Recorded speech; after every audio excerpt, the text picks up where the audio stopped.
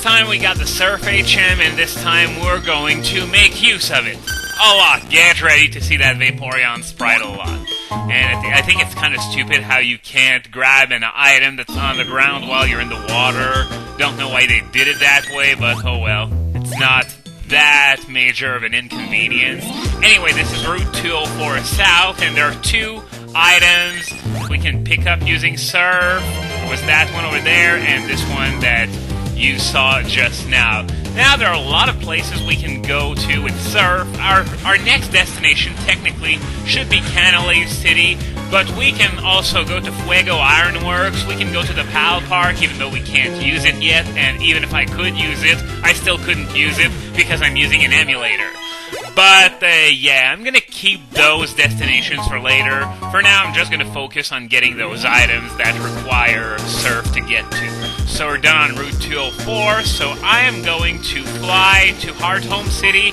There is a trainer to fight on Route 208 that can only be fought once you have Surf, so I say let's get the show on the road. And as for what I did last time, this little mini rage montage, well, the rage is definitely not what was mini. I'm talking about the montage here.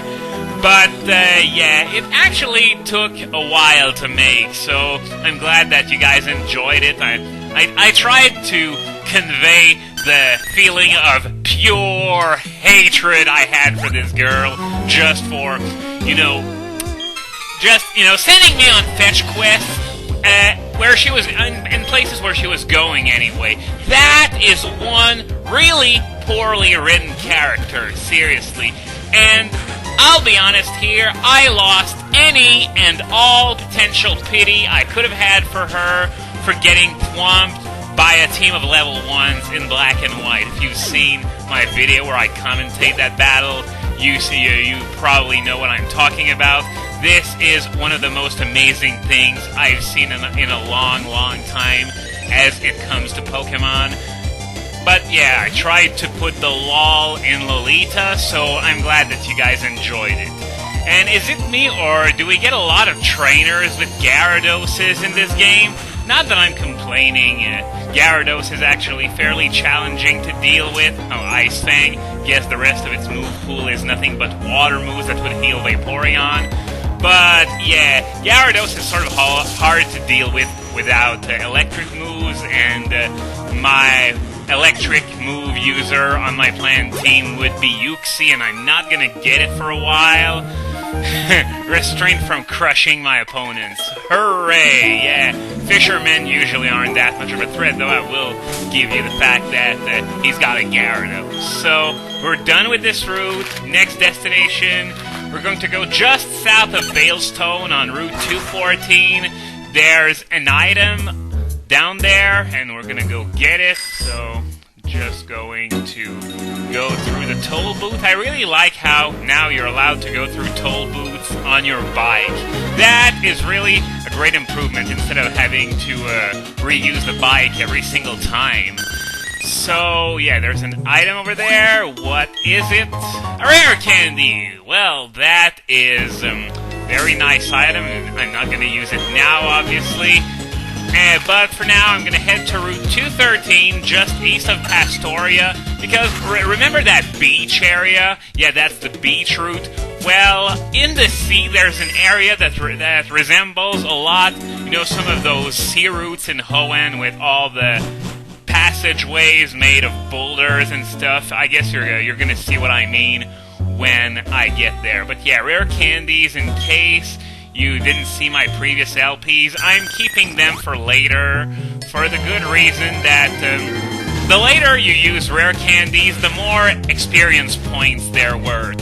For example, if you use a rare candy at level 11, it's going to be worth a few hundred experience points, but if you wait until level 70, it's going to be worth several thousands, even tens of thousands.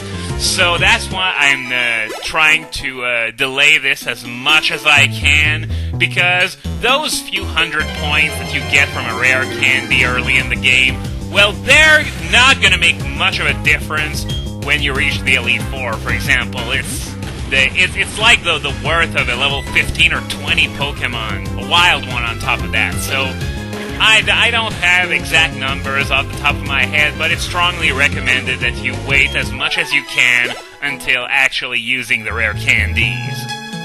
Oh, hello, Drunken Swimmer! Yeah, not only was she swinging back and forth, but she was spinning all over the place, too. Well, I don't recall ever seeing that, but maybe my memory is just being a bit faulty here.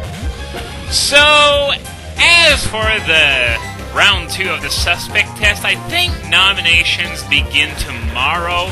And remember what I said last time I talked about it, about how I think we should try out, the banning of abusers before banning Drizzle itself. Well, as it turns out, I was in the wrong when I said that, because apparently just getting rid of Manaphy and Kingdraw won't really get rid of all the hyper-offensive rain teams out there.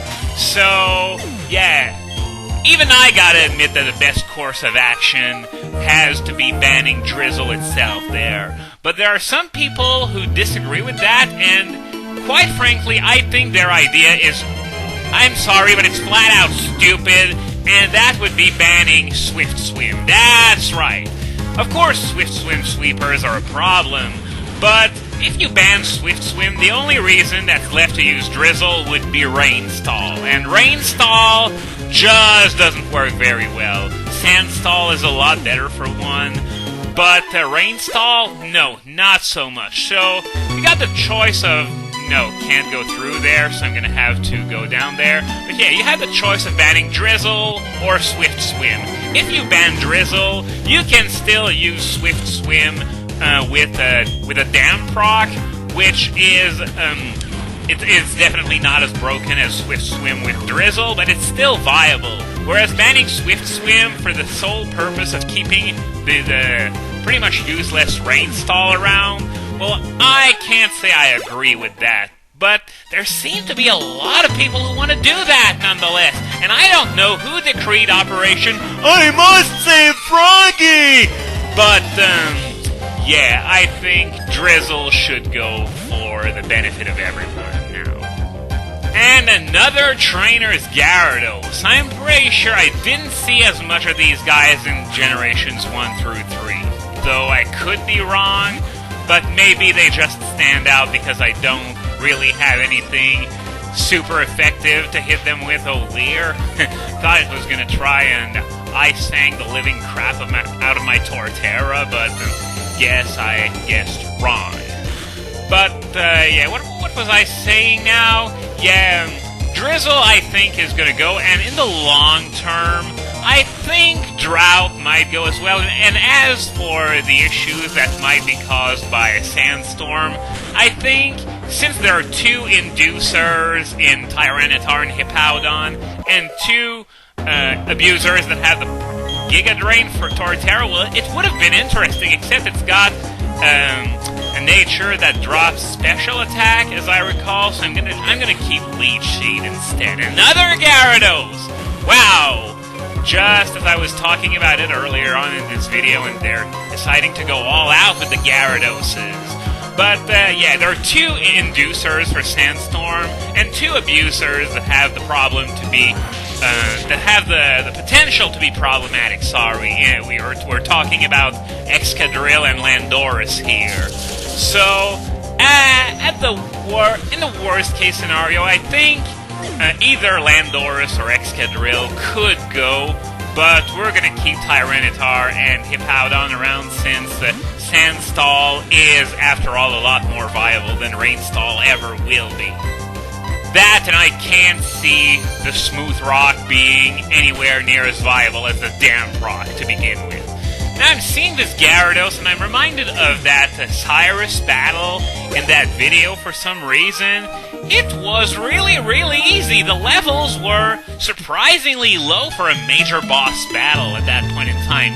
That, and he's got, like, mostly unevolved Pokemon, and I'm gonna be honest here, that fight was easier than, you know that couple that was on Route 210 North, right at the beginning of that foggy area. Those guys had a level 36 Gyarados and a level 36 Raichu.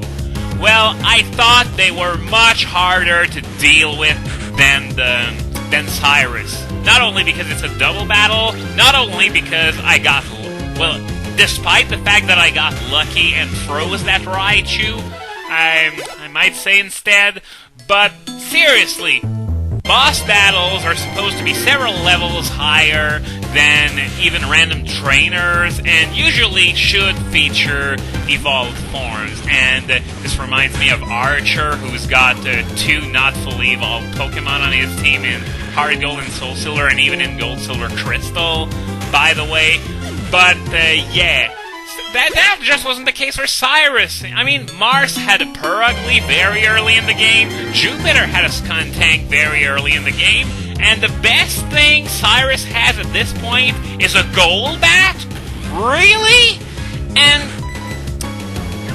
well, I guess it could be worse. It could be worse because in Black and White, you fight the leader of Team Plasma very, very early in the game, and all he's got is a level 7 Purloin. So I guess it could be worse, but still, come on. He's Cyrus, the leader of Team Galactic. He's got this awesome technology in his hands, and yet the best he can do is a freaking level 36-something Golbat? Really? Oh, and while I'm fighting a whole bunch of water types, I would like to mention one thing I really like about Black and White is how it really cut down on the number of water types available compared to other types. I mean, sure, there are still quite a few waters, but still a lot less than in other generations, it seems.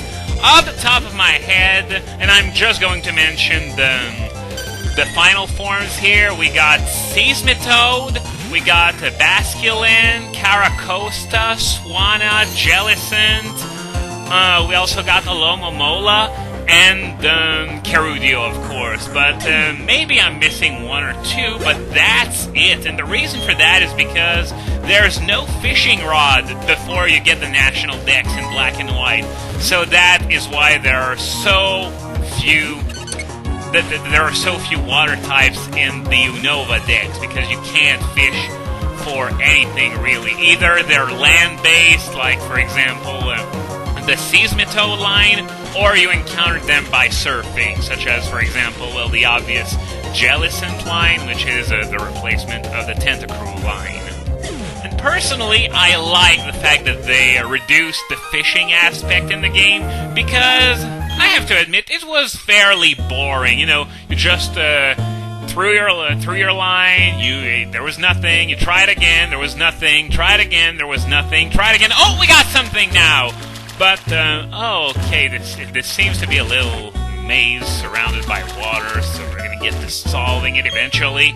But, yeah, they tried to make a mini-game out of it in Generation 3, but it was mostly a reflex test that was not very interesting. So, yeah, it's a very good idea that they actually decided to get rid of fishing. Well, not entirely, but that there's only one rod that's attained after the national dex. So I'm just going to kill this Tentacool, and even though I have a minute left or so, I don't think I'm going to be able to fight that trainer that's just ahead of me. So I'm going to stop this for now, and next time we're going to continue our little surf exploration tour of Sinnoh.